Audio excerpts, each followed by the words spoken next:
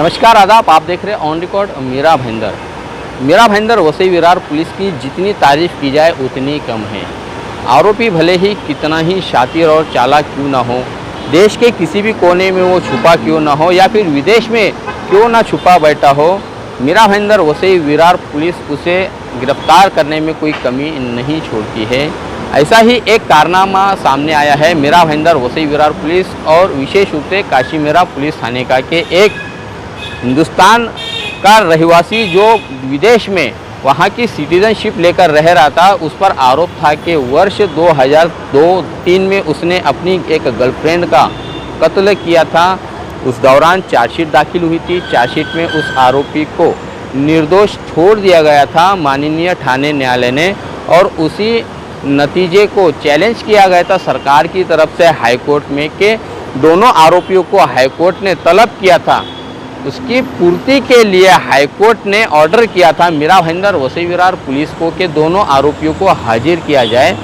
एक आरोपी जो जल्द ही बड़ौदा में रहा करता था, उसे काशीमेरा पुलिस ने लाकर गिरफ्तार किया था और उसे न्यायालय के अधीन कर दिया है। जबकि दूसरा आरोपी चेक रिपब्लिक कंट्रीज के पराग शहर में आरोपी प्रज्ञेश देसाई को पिछले 6 महीने से गिरफ्तार करके रखा हुआ था, लेकिन उसे लाने की जो प्रक्रिया थी, तमाम एजेंसियों को उसमें सहभाग होना ज़रूरी था। वो पूरी प्रक्रिया को 6 महीना लगा है, तब कहीं जाकर मीरा भाईंदर वसई विरार पुलिस की एक टीम गठित हुई थी, जिसमें डीसीपी अमित काले, काशीमेरा पुलिस थाने के पीआई संजय हजारे, वसई विरार के क्राइम पीआई प्रमोद बड़ाक और नौगर पुलिस थाने के योगेश काले, ऐसे कुल 4 लोग वहां पर गए थे और वहां से आरोपी को यहां पर लाया गया है, जिसे आज माननीय थाने न्यायालय में दोबारा पेश किया जाएगा।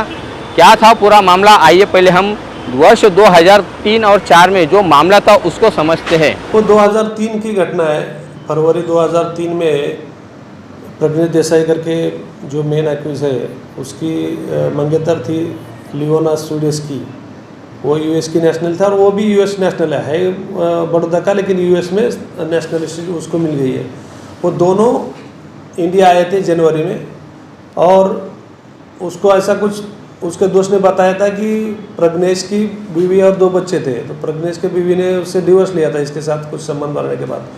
तो उसको कुछ किसी ने इन्फॉर्मेशन दी थी कि तेरे बीवी का मर्डर करने के लिए ये जो लेडी है उसने वहाँ के माफिया को कुछ पैसा दिया है और तेरे बीवी का वो मर्डर करने वाली है।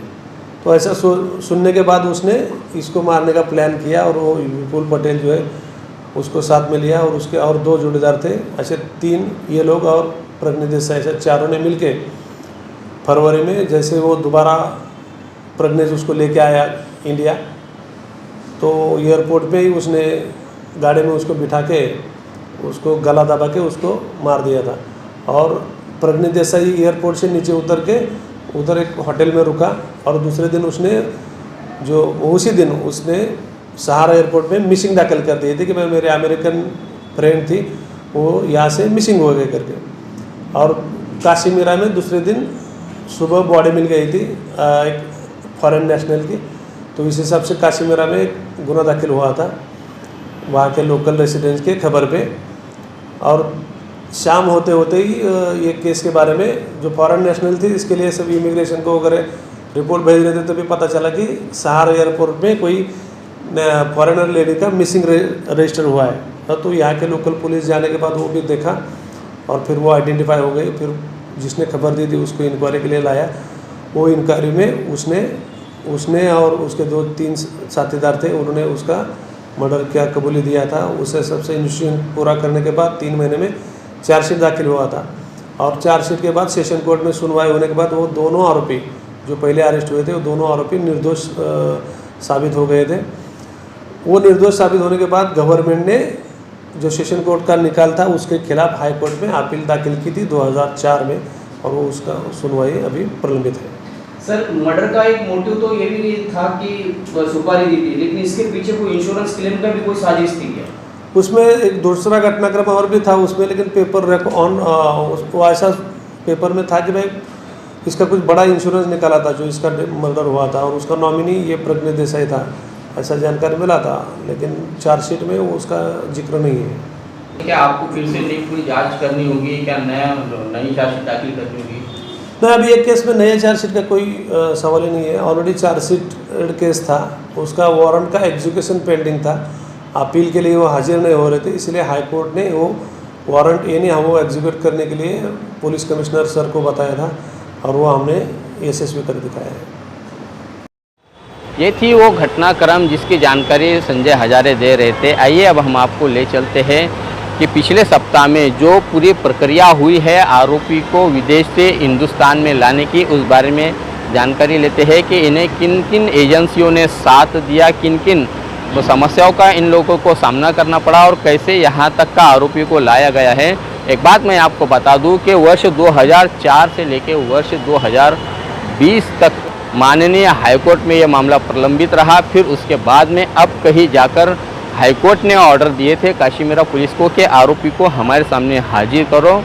इसकी पहली कड़ी कुछ महीनों पहले आरोपी विपुल पटेल को काशीमीरा पुलिस ने बड़ौदा से गिरफ्तार किया था, जबकि दूसरा आरोपी जो विदेश में पराग शहर में रहा करता था उसे गिरफ्तार करके ले आए हैं। आइए हम आपको ले चलते हैं पीआई हजारे के पास में दोबारा से और उनसे जानते हैं कि ये जो पूरी प्रक्रिया थी, जो आरोपी को पराग से हिंदुस्तान में लाने की, किन किन परेशानियों से उन्हें गुजरना पड़ा और कैसे उन्हें सहूलतें वहाँ पर मिलती रही। केस छूटने के बाद पुलिस की तरफ से वो केस में हाईकोर्ट में अपील दाखिल किया था 2004 में। 2004 से लेके अब तक वो अपील हाईकोर्ट में पेंडिंग था। हाईकोर्ट में वो अपील की सुनवाई के लिए ये दोनों आरोपी गैर हाजिर रहते थे, तारीख पे नहीं आते थे।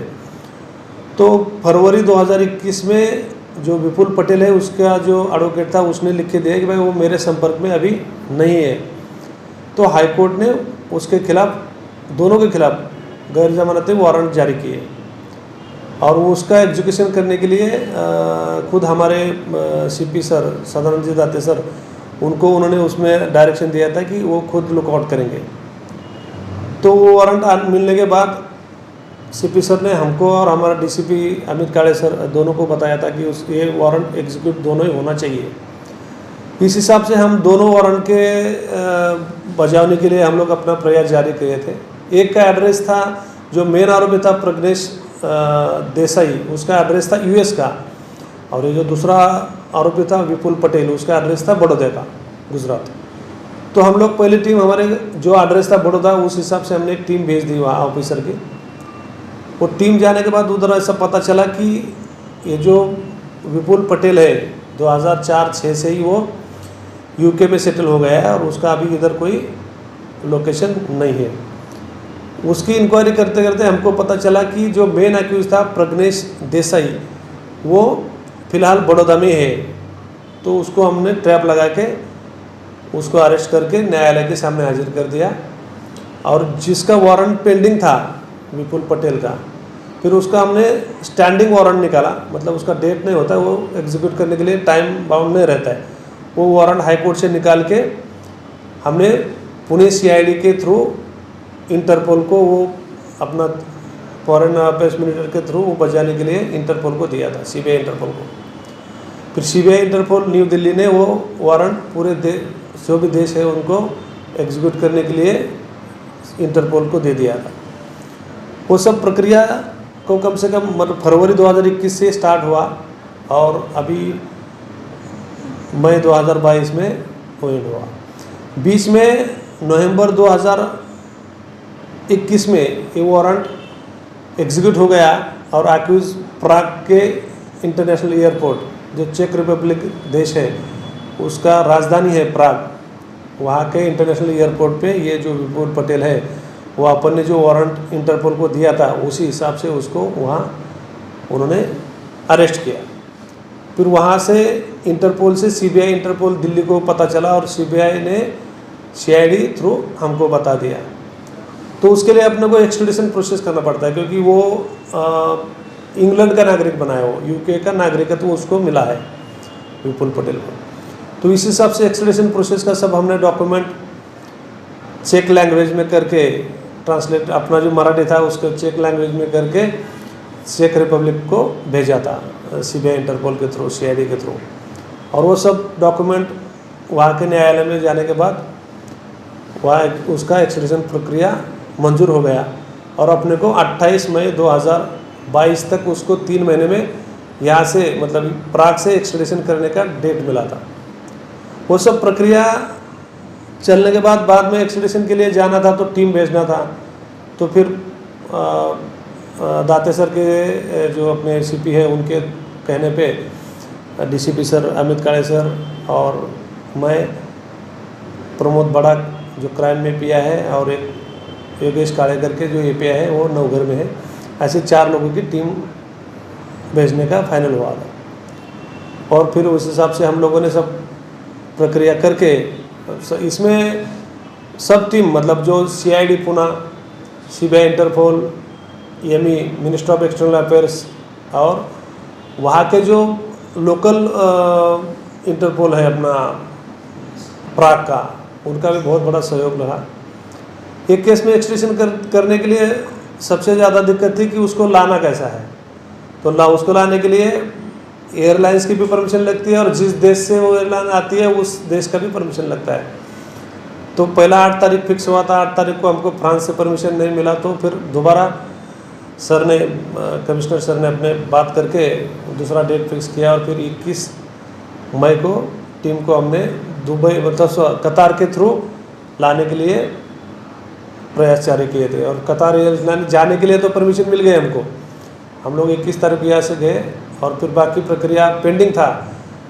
एयरलाइंस ने लाने के लिए परवानगी दी थी लेकिन कतार गवर्नमेंट का परमिशन बाकी था। फिर बाद में डीसीपी काळे सर और अपने सदानंद दाते सर जी ने एम्बेसी बात करके, अपना इंडियन एम्बेसी से बात करके कतार एम्बेसी को बताया और फिर लास्ट में 2 घंटे पहले हमको उसको लाने का कतार गवर्नमेंट का परमिशन मिल गया। और वैसे हम लोग वहाँ से 26 तारीख को प्राग से हम उसको लेके निकले और कल हम लोग यहाँ पहुँचे हैं। वो आपको उसको हम लोग अभी आज कोर्ट में प्रोड्यूस करेंगे और बाद में हाई कोर्ट को जो भी हमने अब तक की कार्रवाई की है वो कार्रवाई का रिपोर्ट हाई कोर्ट में दे देंगे। ये पूरी कार्रवाई महाराष्ट्र पुलिस को मेरे जानकारी हिसाब से तो लोकल पुलिस ने पहली बार की है, ऐसी मेरी खुद की भी जानकारी है। इसका सबसे बड़ा श्रेय पुलिस कमिश्नर दाते सर जो है उन्होंने पहला जब बाहर काम किया है तो उसका बहुत हेल्प है। हमने बहुत से वर्ड ऐसे थे कि कुछ वर्ड मतलब एलआर वगैरह जो लेटर थे हम लोगों ने पहली बार नाम उसका सुना था। तो वो सब प्रक्रिया करने के लिए दाते सर और डीसीपी अमित काळे सर जी ने बहुत बड़ी मेहनत ली और आज हमको ये एक्यूज भी हमको साथ में लेके आने का वहाँ से यश प्राप्त हो गया। उसकी फैमिली यूके में ही है, उसकी एक सिस्टर अपने बड़ौदा में है और एक सिस्टर यूके में ही है। वो वहाँ एक प्राइवेट कंपनी में प्रोडक्शन मैनेजर करके जॉब करता था और उसकी फैमिली अभी भी यूके में है। एक्सट्रेडिशन के प्रोसेस के बाद उसकी फैमिली उधर ही रहने वाली है और वो अभी यूके का नागरिकत्व है, उसके पास यूके का पासपोर्ट। साल 2003 में अमेरिकी महिला नागरिक लियोना स्वीडिस्को का मीरा भाईंदर के घोड़बंदर परिसर में कत्ल करके उसके शव को फेंक दिया गया था। दोनों आरोपी सेशन कोर्ट से बेगुनाह साबित होने के बाद में राज्य सरकार ने दोनों आरोपियों के खिलाफ में हाईकोर्ट का दरवाज़ा खटखटाया और हाईकोर्ट में इस पूरे मामले की दोबारा से सुनवाई की अपील की और जो यहाँ से नतीजा आया था सेशन कोर्ट का, उस नतीजे को अपील की। उसी की बुनियाद पर हाईकोर्ट में फिर दोबारा करीब 18 साल के बाद में इस मामले में दोनों आरोपियों को गिरफ्तार करने के हुक्म दिए थे मीरा भाईंदर वसई विरार पुलिस को। इत्तेफाक ये है कि जिस वक्त ये यहाँ पर ये घटना घटी थी वर्ष 2003 में, उसी दौरान इसी परिसर में क्राइम में पीएसआई के तौर पर काम किया करते थे संजय हजारे, जो आज इसी पुलिस थाने में वरिष्ठ पुलिस निरीक्षक के तौर पर काम कर रहे हैं। ये उन्हीं के नज़रों का मामला था, उन्हीं के सामने का मामला था जब 2003 में ये घटना घटी थी। करीब 19 साल हो रहे हैं, वो मामला फिर दोबारा लौट कर आया है पीआई हजारे के सामने। यहाँ पर सबसे तारीफ की बात ये है कि मीरा भाईंदर वसई विरार पुलिस के कमिश्नर सदानंद दाते, जिन्होंने इस पूरे मामले में दिलचस्पी ली, हाईकोर्ट के सामने उस आरोपी को खड़ा करने के लिए जो प्रक्रिया से उन्हें गुजरना पड़ा है वो तमाम प्रक्रिया उन्होंने पूरा की और उन्होंने ही पर्सनल इंटरेस्ट लेके इस पूरे मामले को अंजाम दिया, जिसका नतीजा ये दिखाई दे रहा है कि आज आरोपी काशीमीरा पुलिस के गिरफ्त में है, जिसे थाना न्यायालय में पेश किया जाएगा। इस पूरे मामले में पुलिस ने अपनी जिम्मेदारी बखूबी निभाई है। एक मरतबा फिर साफ हो गया है कि अपराधी चाहे अपराध करके किसी भी कोने में जाकर छुप जाए, चाहे देश में या विदेश में, लेकिन मीरा भाईंदर पुलिस की नज़र उसके पर बिल्कुल टिकी हुई है। मीरा भाईंदर वसई विरार पुलिस उसे छोड़ेगी नहीं, उसे कानूनी दायरे में ज़रूर ला खड़ा करेगी। अब देखना है कि इस पूरे मामले में आरोपियों के साथ में हाईकोर्ट क्या बर्ताव करता है और क्या इस पूरे केस को क्या दोबारा रीओपन करता है, इस पर सभी की नज़रें टिकी हुई है। मीरा भाईंदर वसई विरार पुलिस और ख़ास तौर से वो टीम जो यहाँ से विदेश गई थी आरोपी को गिरफ्तार करके लाई है, उन्होंने जो मेहनत की है उन मेहनत का क्या फल उन्हें मिलता है, ये आने वाले समय में पता चलेगा हाईकोर्ट द्वारा। आप देख रहे हैं कैमरामैन आरिफ कोशी और साबिर शेख के साथ ऑन रिकॉर्ड मीरा भाईंदर। धन्यवाद।